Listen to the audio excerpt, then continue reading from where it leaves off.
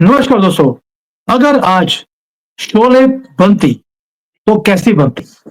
ये इसके ऊपर हम लोग सोच रहे थे कि कई लोग बोलते हैं वो मोदी जी ने की कितना। तो आज हम सोचते हैं कि भई हमने शोले देखी है, सुपर हिट एक मूवी थी, लेकिन वो थी कांग्रेस के टाइम की। उन्होंने जो भारत का जो सिचुएशन थी उस वक़्त, उस टाइम पर उन्होंने उस मूवी को उन्होंने बनाया। अब आप सोचिए अगर उस टाइम पर 1971-72 में शायद वो मूवी बनी थी, मुझे एग्ज़ैक्ट ईयर याद नहीं है। अगर किसी को याद हो तो प्लीज़ कमेंट्स में डाल देना किस साल शोले मूवी बनी थी, शोले 1। और उस वक़्त अगर प्रधानमंत्री मोदी होते, तो शोले की पूरी स्क्रिप्ट ही चेंज हो गई होती। स्क्रिप्ट कैसे चेंज होती है, इसके ऊपर में आज डिटेल में बात करेंगे। थोड़ी हिलेरियस ये वीडियो ये बनने वाली है और संजीव जी ने पूरी मेहनत करी है इसको बनाने के लिए। तो Sanjeev ji thank you so much for this brilliant idea कि अगर शोले के टाइम कांग्रेस की सरकार नहीं होती और मोदी जी की सरकार होती, तो क्या होता और कैसे स्क्रिप्ट बनाई जाती? तो पहले तो जय सिया राम। जय श्री राम सुमित जी। सर, अब शुरू करते हैं एक-एक कैरेक्टर को लेकर। आप देखिए मूवी शुरू होती है कि जय और वीरू दोनों को बुलाया जाता है रामगढ़ में।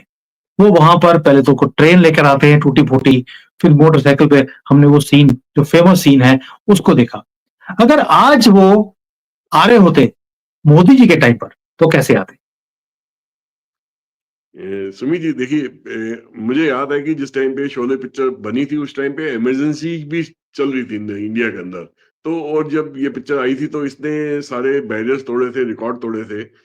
मगर आपका आपका कहना ठीक है कि उस टाइम पे जो इस देश की स्थिति थी उस कांग्रेस गवर्नमेंट के अंदर उसके उसके बारे में पिक्चर में पूरे तरीके से दिखाया कि भी ग्रामीण इलाकों में क्या हालत होती थी।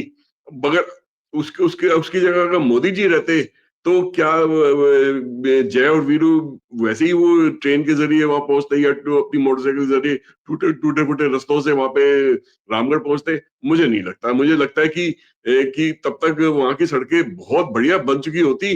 और क्योंकि प्रधानमंत्री ग्राम सड़क योजना जो है वो गांव गांव में पहुंच पहुंच चुकी होती। और और उसका फायदा कि वहां के लोगों को मिल रहा होता।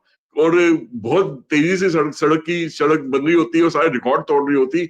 और इतनी ज्यादा बन चुकी होती कि भैया कि इनको जय वीरू को महसूस ही नहीं होता कि वो सड़क मार्ग से हंसते खेलते नाचते गाते वो रामगढ़ पहुंच गए ठाकुर से मिलने के लिए। कुछ ऐसा ही वहां पे नजारा होता है उस टाइम पर। और प्रधानमंत्री ग्राम सड़क योजना का पूरा पूरा फायदा मिलता है जय और वीरू को।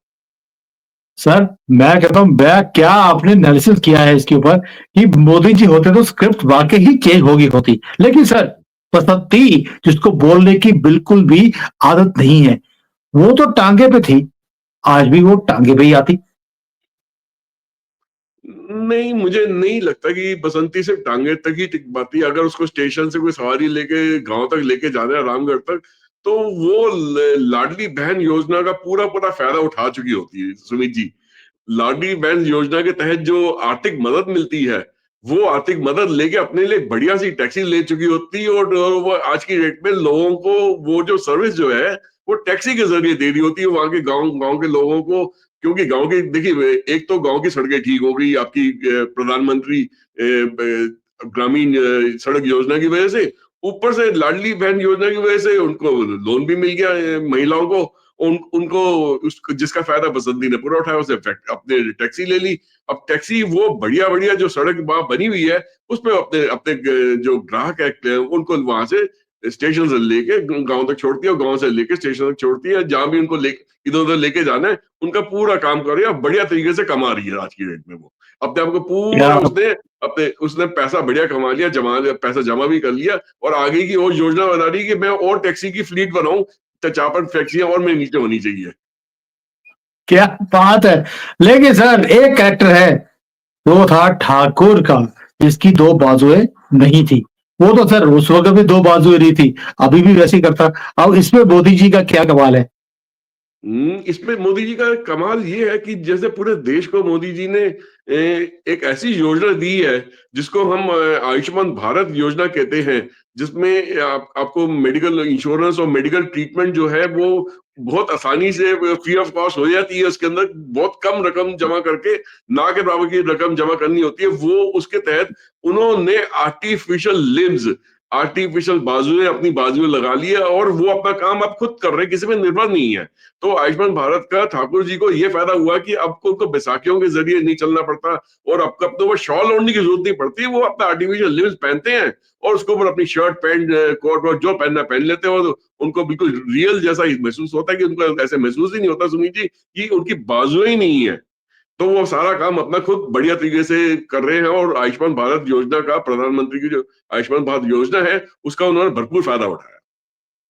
सर लेकिन आपने इसमें रामलाल जो था उनका लॉयल सर्वेंट, वो तो जॉबलेस हो जाता तो राहुल गांधी को तो पूरा मौका मिल जाता। देखिए अनएम्प्लॉयमेंट कितनी बढ़ गई है भारत में, रामलाल के पास जॉब ही नहीं है जो कि ठाकुर का पूरा ध्यान रखता था। बट एक और है हमारी राधा रानी, ये राधा व्हाइट साड़ी वाली, ये रोज रात को आपको दिखती थी कि लाइट लेती है, वो बंदूक अपनी मोमबत्ती लेकर वो एक लालटेन को जलाती है रात के टाइम पर। सर अब इसमें मोदी जी का क्या कमाल है? देखिए, राधा रानी जी को तो अब लालटेन जलाने की या मोमबत्ती जलाने की बिल्कुल भी जरूरत नहीं है, क्योंकि उन्होंने भी प्रधानमंत्री की जो कई सारी योजनाएं हैं, उनमें से एक योजना है जिसको हम सौभाग्य योजना कहते हैं, जिसके अंतर्गत आपको आपके घर तक बिजली पहुंचती है। उन्होंने उसका पूरा फायदा उठाया और उन्होंने सोलर बिजली वहां पर लगाई, अपने सोलर पैनल्स लगाए और उससे लोन लेके। तो आज की डेट में उनको उन्होंने उन्होंने अपने सोलर पैनल के जरिए पूरे अपने अपने जो हवेली है उसको जगमगा रोशनी से जगमगा दिया। सब एक एक एक दो लाइट या लालटेन ही नहीं, पूरे घर की बत्तियां जल रही है आज की डेट में। एसी एसी भी चलता है जी, एसी में रहती है वो। अब वो पूरी गर्मी के अंदर उनको बाहर निकलने की जरूरत नहीं पड़ती है, वो एसी में रहती है। तो वो पूरा फायदा उठा रही है इस सौभाग्य योजना का प्रधानमंत्री की। चलो ये भी पहले मान ली आपकी बात, लेकिन जो डाकू है Gabbar Singh, main character of the movie, अब वो तो डाकू है, डाकू तो डाकू रहेगा। इस पे तो मोदी जी की कोई भी योजना इसके ऊपर काम ही नहीं आ सकती, वो तो वही करेगा। कितने आदमी थे? हाँ, जैसे पिक्चर के अंदर गब्बर सिंह पूछते हैं अपने साथी से कि बताओ होली कब है? तो आज की डेट में उसको पूछने की जरूरत नहीं है, उसके हाथ में एक मोबाइल है सुमीत जी, और उसमें वो जैसे वो मोबाइल के अंदर वो डालता है, उसको पूरी डिटेल आ जाती कि होली किस डेट को है, होली क्यों बनाई जाती है और होली का मायना क्या होता है, तो पूरी डिटेल आ जाती है। तो जो इंटरनेट के एक्सेस जो पूरे गांव में पहुंचा है, मोबाइल जो हर एक ग्रामीण इलाके के हर इंसान के हाथ में पहुंचा है, उसने पूरे दुनिया में उसको जोड़ दिया। और गब्बर सिंह भी आज भी वहां बैठे बैठे सुबह से शाम तक वो यही काम करते हैं कि मोबाइल में बैठे बैठे पूरी दुनिया की जानकारी लेते हैं वो बैठे हुए। तो उनको अब किसी से पूछने की जरूरत नहीं पड़ती कि होली कब है, वो जो पूरी जानकारी उनके हाथ में, उनके मोबाइल के अंदर ही है आज की डेट में। यानी कि जो डिजिटल इंडिया का इनिशिएटिव है उसका भी एडवांटेज ले लिया गब्बर सिंह ने भी। क्या हाँ बात जी, है, हाँ यानी जी। कि ये जो डाकू है इन्होंने भी उसका फायदा ले लिया। लेकिन सर एक चीज बताइए, अब वहां पे तो इतने पुराने टाइम पर आपने देखा कि वहां पर लेसन दे रहा है कि बंदूक कैसे चलानी है। अब इसमें तो मोदी जी कुछ नहीं कर सकते कि भी ये जो बड़ी गलत हरकत करी है धर्मेंद्र ने, वीरू ने बसंती के साथ। अ, सुमित जी, मोदी जी के राज के दौरान, इनके 2014 के बाद हमने देखा है, मतलब अगर 2014 क्या, मतलब हम ये कंपेयर करेंगे उस टाइम पे अगर मोदी जी की राज होता, जिस टाइम पे कांग्रेस का राज था, जिस टाइम पे फिल्म बनी थी, तो हम ये मानते हैं कि ये नेशनल कमीशन ऑफ वुमेन जो है वो बहुत सक्रिय होती है। और वैसे ही कुछ हुआ, उसने नेशनल कमीशन ऑफ वुमेन ने उसको वीरू को नोटिस भेजा कि आप हमारे सामने पेश हुई है। तो वीरू उनके सामने पेश हुए, तो वो बोलेगी ये क्या तरीका है, तुम्हें यहाँ की महिलाओं के साथ तुम्हें छेड़खानी कर रहे हो, कभी टंकी पे चढ़ जाते हो, कभी नीचे गिरने की बात करते हो कि भाई मेरे से शादी करेंगी नहीं तो छलांग मार दूंगा। कभी वो आम आम को तोड़ने के वजह बहाने में तुम उसको, लड़की को जो है बसंती को बंदूक चलाना सिखाते हो और उसके साथ में छेड़खानी करते हो। तो कभी उसके टांग में बैठ के उसके साथ छेड़खानी करते हो। तो ये क्या तरीका है? ये आपको अपना रवैया बदलना पड़ेगा, और अगर नहीं बदलेंगे तो हम आप पे जुर्माना लगाएंगे या हो सकता है आपको जेल भी भेजेंगे। तो नेशनल कमीशन ऑफ वुमेन जो मोदी गवर्नमेंट के अंदर बहुत ज्यादा सक्रिय हो गई है और महिलाओं की सुरक्षा के लिए वो बहुत सारा काम कर रही है, उसका पूरा पूरा फायदा हमारी जो बसंती को मिला कि अब वीरू थोड़ा सा सोच समझ के उसके आसपास भटकते हैं, प्यार तो करते हैं उनसे, मगर वो छेड़खानी उस पहले के बराबर के लेवल की वो नहीं कर पाते, जैसा कि पिक्चर में दिखाया गया। यानी कि आपने सोशल मीडिया का भी यूज कर लिया, जो कि मोदी जी ने पूरा प्रमोट किया है पिछले 10 साल। सर, मेरे एक क्वेश्चन बार-बार मेरे दिमाग में आ रहा है, आपने सबको टच कर लिया। गब्बर सिंह जो है, गब्बर सिंह तो डाकू था। वो डाकू था तब भी कांग्रेस के टाइम पर। अब मोदी जी के आने के बाद क्या उसमें कोई फर्क पड़ेगा कि वो डाकू ही रहेगा?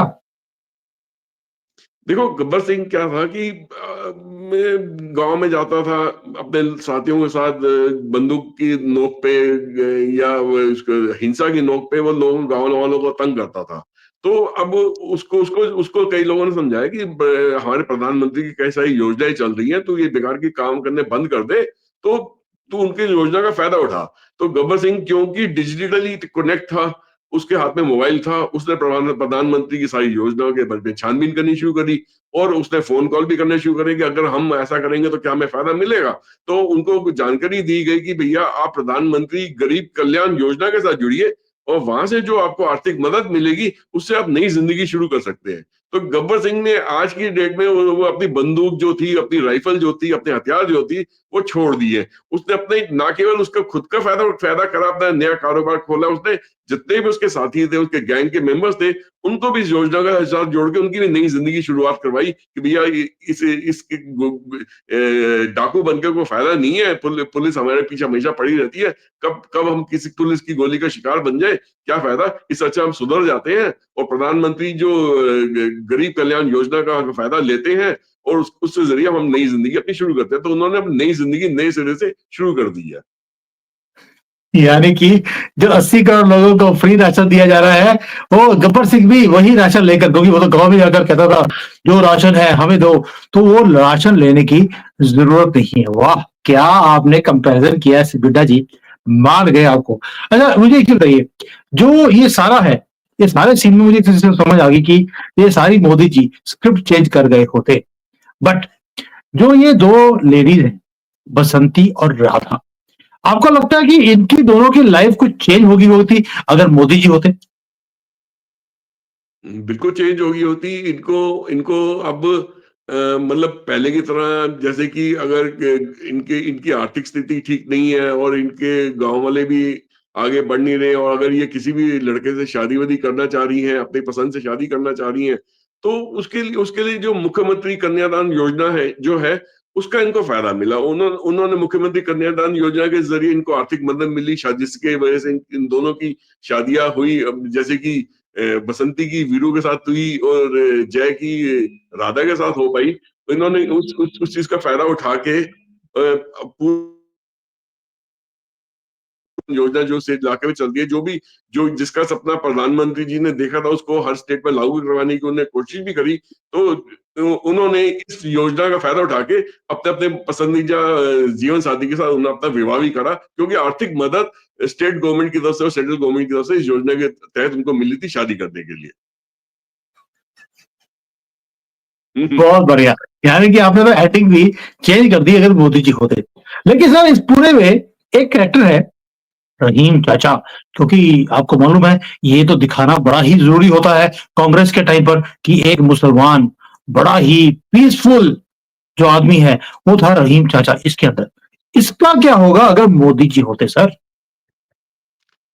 देखिए, रहीम चाचा ने जो हम जितना पीसफुल दिखा रहे थे वैसे वो पीसफुल निकले नहीं। रहीम चाचा ने थोड़ी सी गड़बड़ करने की कोशिश करी, क्योंकि उन्होंने वक्फ बोर्ड का सहारा लिया और वहां पे जमीन हथियाने की कोशिश करी अपना मकान बनाने के लिए, ना कि जो प्रधानमंत्री की दुनिया भर की जो योजनाएं अलग अलग चल रही थी उसमें एक सुचारू तरीके से, एक लीगल तरीके से वो अपना फायदा ले सकते थे, ग्रामीण आवास योजना का, जिसके तहत उनको मकान होगा मिल जाता है। मगर उन्होंने वक्फ बोर्ड के जरिए जमीन हथियाने की कोशिश करी, मगर क्योंकि कानून के हाथ लंबे हैं उस चीज को समय रहता हुआ उस चीज को पकड़ा गया और वो वक्फ बोर्ड की ये नाजायज तरीके से जमीन दिलवाने का जो तरीका था उससे वो उसका फायदा नहीं उठा पाए और उनको फिर समझाया गया कि रहीम रहीम चाचा, अगर प्रधानमंत्री के सबका साथ सबका विकास का आप साथ उनका देते हैं तो आपको प्रधानमंत्री की जो गरीब आवास योजना है उसके जहर फायदा मिल जाएगा, आपको भी मकान मिल जाएगा, आप अप्लाई तो कीजिए, आप वक्फ बोर्ड का आप क्यों पकड़ रहे हैं।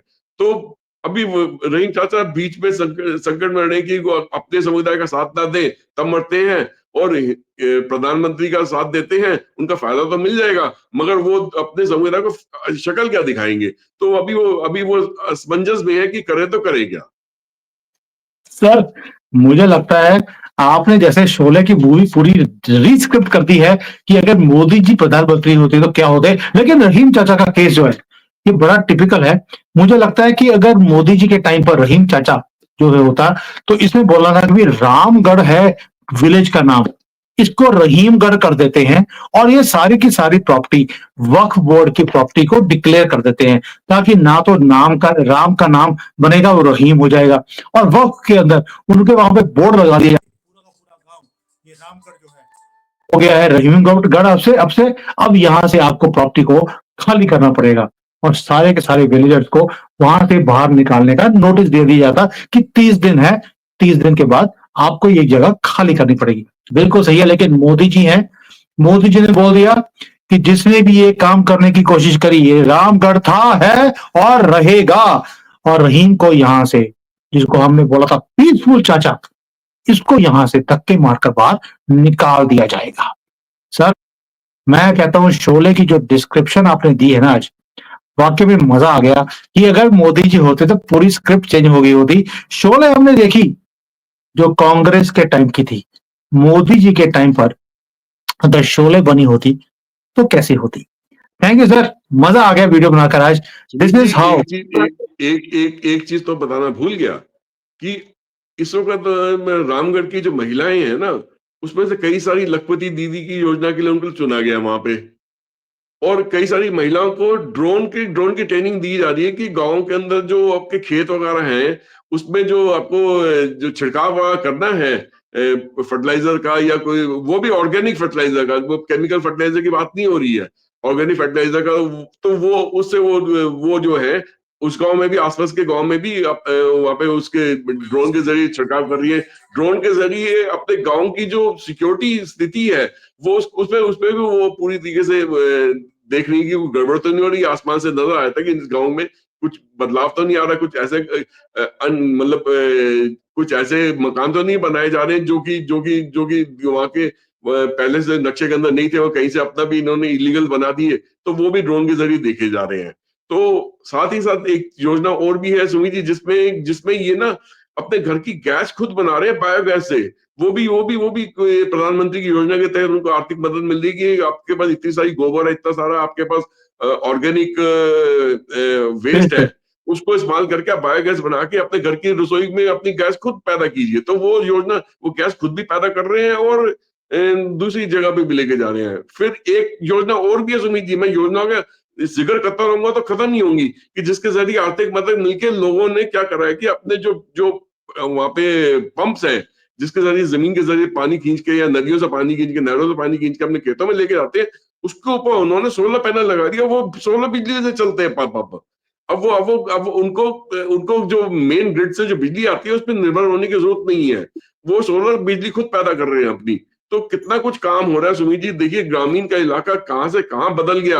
और प्रधानमंत्री जी ने एक चीज और भी कह दी है सुमित जी कि जो सा गांव हिंदुस्तान में सबसे ज्यादा तरक्की करेगा उसको अलग से वो उसका नाम लेंगे, अवार्ड देंगे उसको, योजना में उनको उन्होंने कम से कम 1000 गांव ऐसे बनाने इंडिया के अंदर जो मॉडल गांव है, जो सबसे ज्यादा तरक्की करने वाले गांव होंगे, उनको फिर अवार्ड भी दिया जाएगा अलग अलग श्रेणियों में कि किस गांव ने किस मामले में तरक्की करी है। तो छोटी छोटी जो ग्राम कुटीर योजना के अंदर प्रधानमंत्री के ग्राम कुटीर के जो उद्योग है छोटे छोटे, उनको भी प्रोत्साहन मिल रहा है। जो हैंडीक्राफ्ट इंडस्ट्री है, जो कपड़ा ड्राई करने की इंडस्ट्री है, जो अपने छोटे छोटे हैंडीक्राफ्ट अपने हाथ से बना के दे रहे हैं, उनके लिए भी अब सीधा बाजार तक जुड़ना मुश्किल नहीं है।